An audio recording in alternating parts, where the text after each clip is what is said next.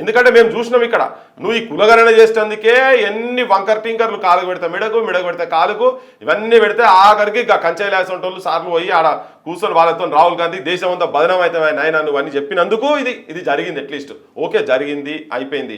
కానీ నువ్వు నీ యుద్ధ క్షేత్రంలో నువ్వు ఉన్నప్పుడు నువ్వు కరెక్ట్ యుద్ధం చేస్తున్నావా లేదా శల్వసారథ్యం చేస్తున్నావు నువ్వు ఏం చేస్తున్నావు అనేది క్లియర్ కట్గా జనానికి అయితే అర్థమవుతుంది. ఇప్పుడైతే తెలిసిపోతుంది క్లియర్గా. నువ్వు పార్టీస్ అంటే ఎన్నడూ ఇచ్చినవి కాదు చేసినవి కాదు. నువ్వు పార్టీ గురించి అనలే కదా.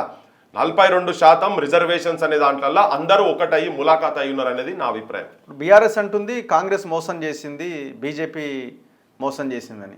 అసలు వీళ్ళకి ఎక్కడ హక్కు పోయి సంపినడో సంతాప సభ ఏమిటంటే ఇదే బీఆర్ఎస్ వాళ్ళే సంపిరు కదా. బీఆర్ఎస్ వాళ్ళే దీన్ని మొత్తం కేసీఆర్ నాయకత్వం ఉన్నటువంటి పొలిటికల్ పార్టీయే దీన్ని మొత్తం కట్ చేసి పడేసింది కదా. 1000 మంది నష్టపోయారు దాంట్లో.